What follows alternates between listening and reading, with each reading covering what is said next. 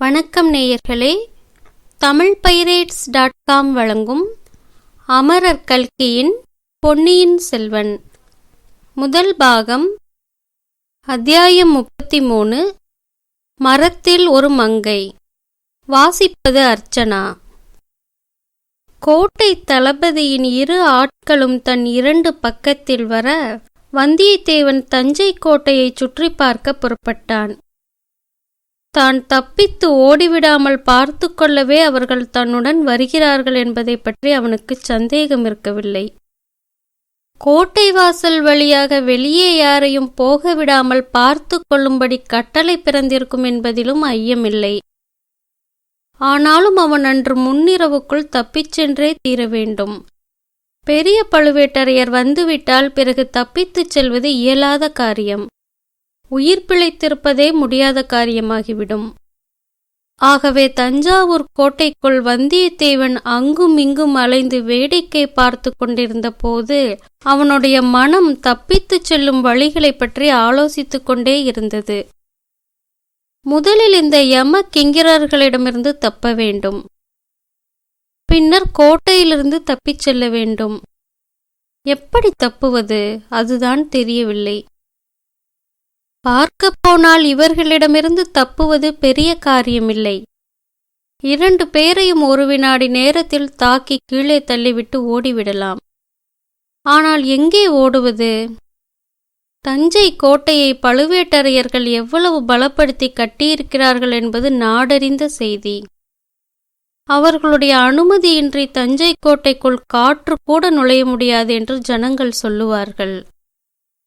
யமனும் வர முடியாது என்று சக்கரவர்த்தியே இன்று காலையில் சொன்னார். அத்தகைய கோட்டையிலிருந்து எப்படி செல்வது? இந்த இருவரையும் தொட வேண்டியதுதான். அவர்கள் உடனே கூச்சல் கிளப்பி விடுவார்கள். அடுத்த கணத்தில் தான் பாதாள சிறைக்கு போக நேரிடும், அல்லது உயிரிழக்க நேரிடும். இவர்களை தாக்குவதில் பயனில்லை. தாக்காமல் தந்திரத்தினாலேயே தப்பிக்க வேண்டும். அப்படி தப்பித்த பிறகு கோட்டையிலிருந்து வெளியேற வழி தேட வேண்டும். எவ்வளவு பலமான கோட்டையாயிருந்தாலும் இரகசிய சுரங்க வழி இல்லாமற் போகாது. அதை எப்படி கண்டுபிடிப்பது? அது யாருக்கு தெரிந்திருக்கும்? தெரிந்தவர்கள் யாரேனும் இருந்தாலும் தனக்கு சொல்வார்களா? இப்படி பல வகையாக சிந்தித்துக் கொண்டே நடந்தபோது சட்டென்று பழுவூர் இளையராணியின் நினைவு வந்தது. ஆகா, அந்த கோட்டைக்குள் யாராவது தனக்கு உதவி செய்வதாயிருந்தால் அந்த மாதரசிதான் செய்யக்கூடும். அதுவும் சந்தேகந்தான். ஆனால் ஆழ்வார்க்கடியானின் பெயரைச் சொல்லி ஏதேனும் தந்திர மந்திரம் செய்து பார்க்கலாம். அப்படி பார்ப்பதற்கு முதலில் பழுவேட்டரையரின் அரண்மனையை கண்டுபிடிக்க வேண்டும். கண்டுபிடித்தாலும் தான் அங்கே ராணியை பார்க்கச் செல்வது இந்த தடியர்களுக்கு தெரியக்கூடாது. தெரிந்தால் இவர்கள் போய் சின்ன பழுவேட்டரையரிடம் சொல்லிவிடுவார்கள். அதிலிருந்து என்ன விபரீதம் நேருமோ யார் கண்டது? ஒருவேளை பெரிய பழுவேட்டரையர் அரண்மனையில் நாம் இருக்கும்போது அவரே வந்துவிட்டால் என்ன செய்வது? சிங்கத்தின் குகைக்குள் நாமாக சென்று தலையை கொடுப்பது போல ஆகுமே. வந்தியத்தேவனுடைய மனம் சிந்தித்துக் கொண்டிருந்த போது அவனுடைய வாயும் கண்களும் சும்மா இருந்து விடவில்லை. பின்னோடு வந்தவர்களை, அது என்ன, இது என்ன, அது யார் அரண்மனை, இது யார் மாளிகை, இது என்ன கட்டிடம், அது என்ன கோபுரம் என்றெல்லாம் அவன் வாய் கேட்டுக்கொண்டே இருந்தது. அவனுடைய காதுகள் இது பெரிய பழுவேட்டரையர் அரண்மனை அல்லது பழுவூர் இளையராணி அரண்மனை என்ற மறுமொழி வருகிறதா என்று கூர்ந்து கவனித்துக் கொண்டே இருந்தன. அவனுடைய கண்களோ அப்புறமும் இப்புறமும் நாலாப்புறமும் கவனமாக பார்த்து கொண்டு வந்தன. அப்படி பார்த்து வந்தபோது ஒரு விஷயம் அவன் கண்கள் வழியாக மனத்தில் நன்கு பதிந்தது.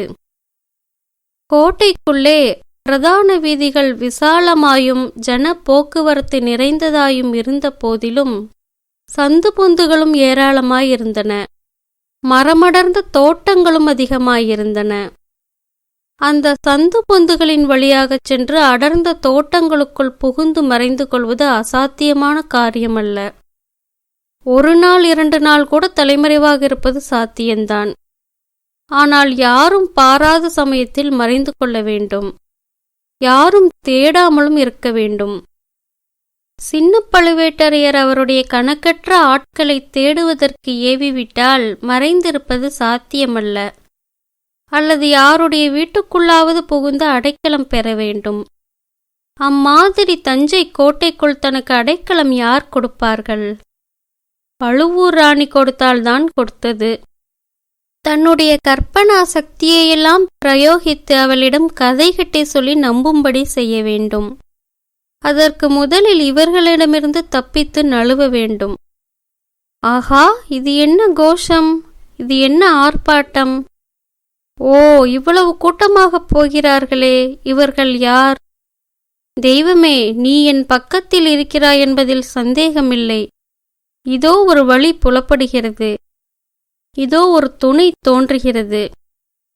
குறுக்கு வீதியில் ஒரு திருப்பத்துக்கு வந்ததும் பிரதான வீதி வழியாக ஒரு பெரிய கும்பல் வாத்திய கோஷ ஜெயகோஷ முழக்கங்களுடன் போய்க் கொண்டிருந்ததை பார்த்து வந்தியத்தேவன் மேற்கொண்டவாறு நினைத்தான். அந்த கும்பலில் சென்றவர்கள் வேளக்கார படையினர் என்பதை தெரிந்து கொண்டான். வழக்கம்போல் மகாராஜாவை தரிசனம் செய்துவிட்டு அவர்கள் கோட்டையை விட்டு வெளியேறுகின்றார்கள் போலும். இந்த கூட்டத்தில் தானும் கலந்துவிட்டாள். ஆகா, தப்புவதற்கு இதைக் காட்டிலும் வேறு சிறந்த உபாயம் என்ன? பின்னோடு வருகிறவர்கள் அவ்வளவு சுலபத்தில் தன்னை விட்டுவிட மாட்டார்கள்.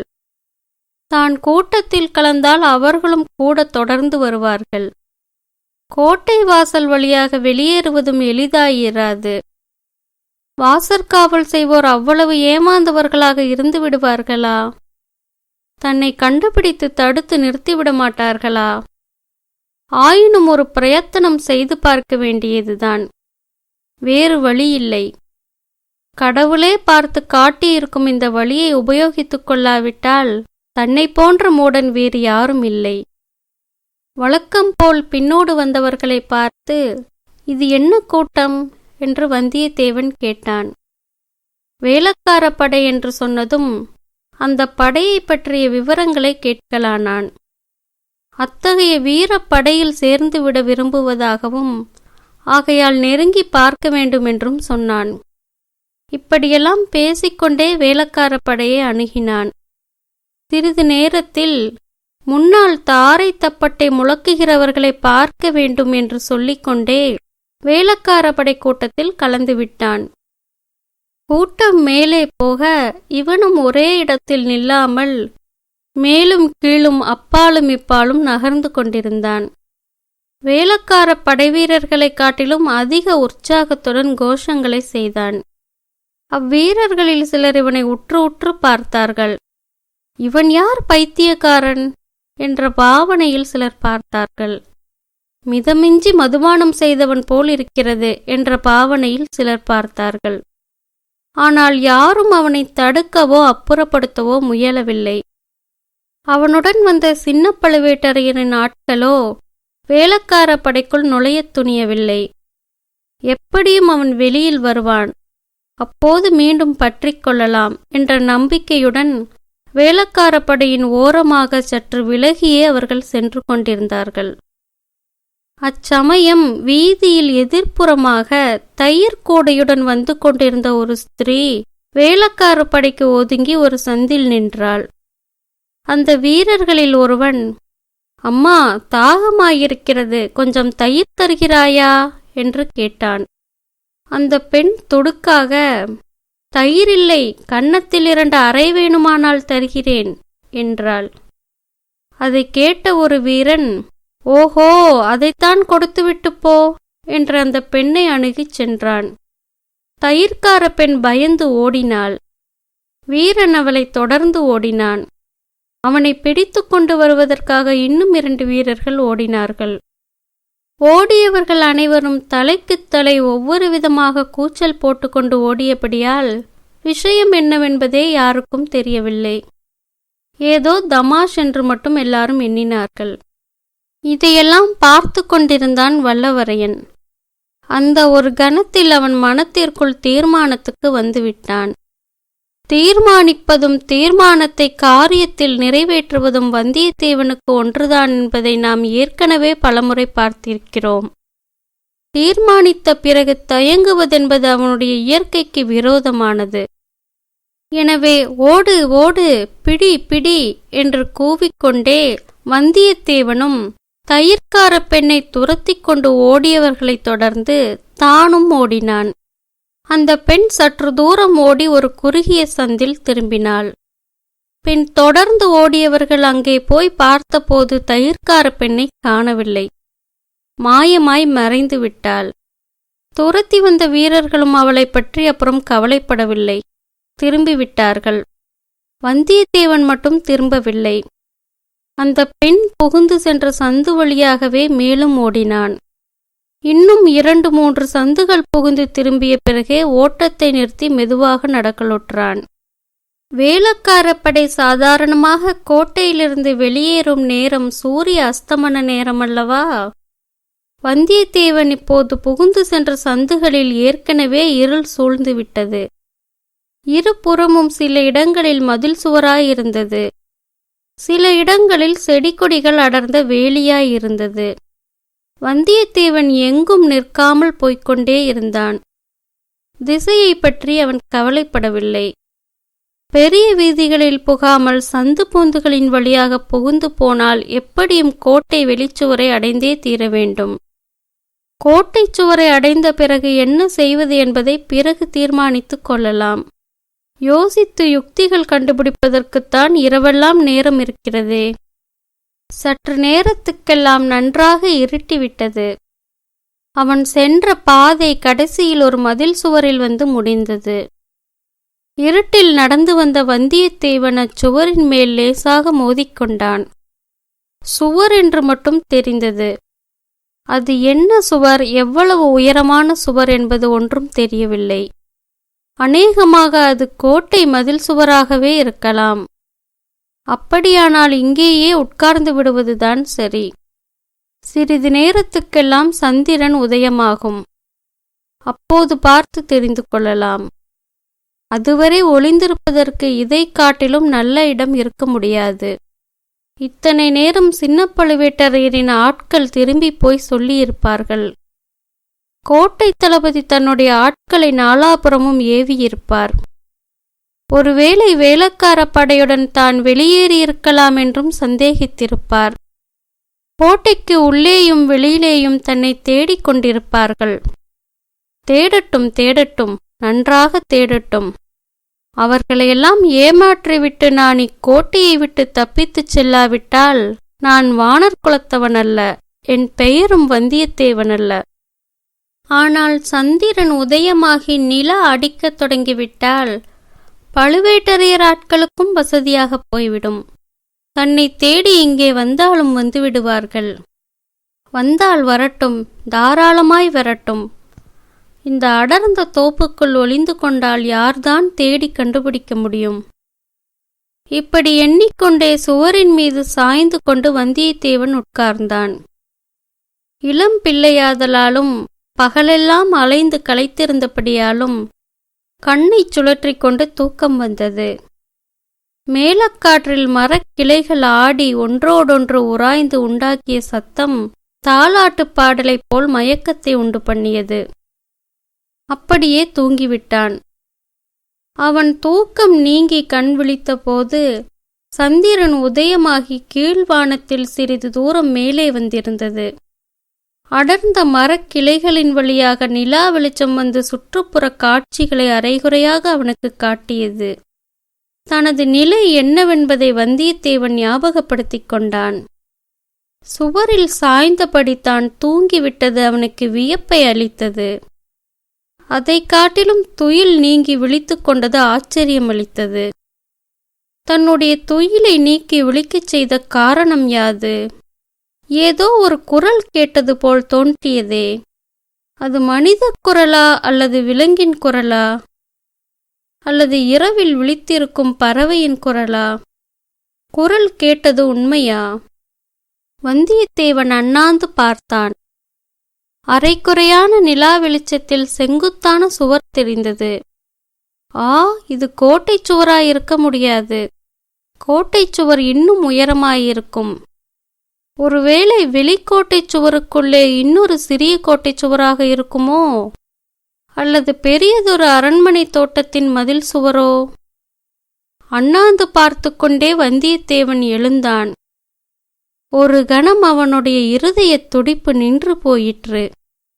வயிற்றிலுள்ள குடல் மேலே மார்பு வரை விம்மி வந்து அடைத்தது. அவ்வளவு பீதி உண்டாயிற்று. அதோ அந்த மதில் சுவருக்கு மேலேயுள்ள மரக்கிளையில் இருப்பது என்ன? மரங்களில் வசிக்கும் வேதாளம் என்னும் பிசாசை பற்றி அவன் கேட்டிருந்த கதைகள் பலவும் நினைவுக்கு வந்தன. ஆனால் வேதாளம் பேசுமா? மனித குரலில் பேசுமா? அதுவும் பெண்ணின் குரலில் பேசுமா? இந்த வேதாளம் அவ்வாறு பேசுகிறதே, என்ன சொல்கிறது என்று கேட்கலாம். என்ன ஐயா, சுவரில் சாய்ந்தபடி தூங்கிவிட்டாயா? எத்தனை தடவை கூப்பிடுகிறது? ஆ, இது வேதாளம் அல்ல, மனித குலத்து பெண்மணிதான் பேசுகிறாள். மரக்கிளையின் மீது உட்கார்ந்திருப்பவள் ஒரு பெண்மணிதான். இது என்ன கனவா அல்லது உண்மையில் நடப்பதா?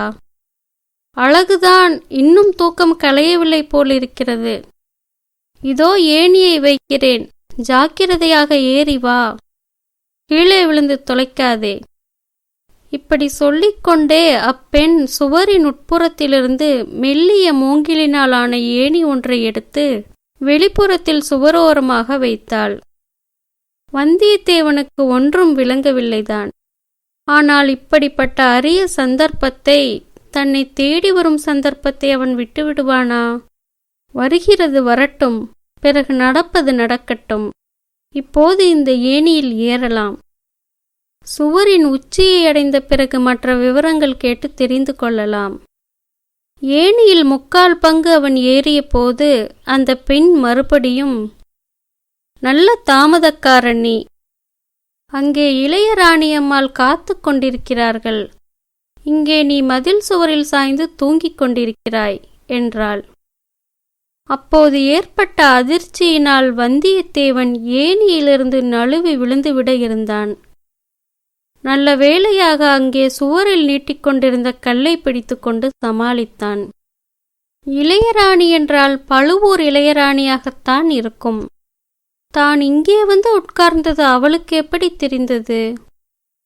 மாய மந்திரம் ஏதோ அவள் அறிந்திருக்க வேண்டும்.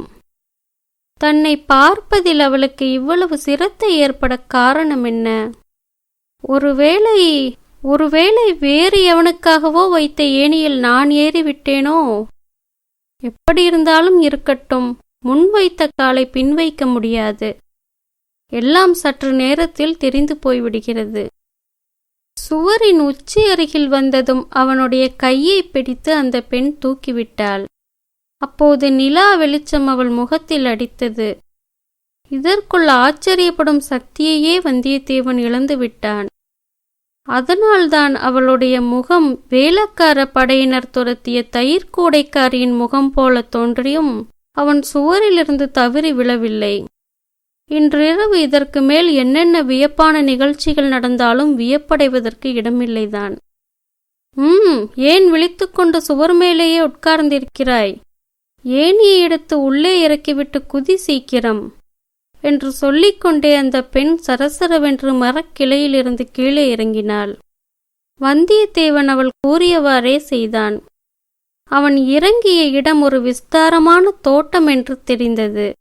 சற்று தூரத்தில் ஒரு பெரிய அரண்மனையின் மாட கூட கோபுரங்களும் சிகரங்களும் மங்கிய நிலா வெளிச்சத்தில் சொப்பன உலக காட்சியைப் போல் தோன்றின. அது யாருடைய அரண்மனை என்று கேட்பதற்காக வந்தியத்தேவன் தொண்டையை கனைத்துக் கொண்டான். அந்த பெண் உஷ் என்று சொல்லி உதட்டில் விரலை வைத்து எச்சரித்துவிட்டு முன்னால் நடந்தாள். வந்தியத்தேவன் அவளை தொடர்ந்து சென்றான். நன்றி நேயர்களே, மீண்டும் அடுத்த அத்தியாயத்தில் சந்திப்போம்.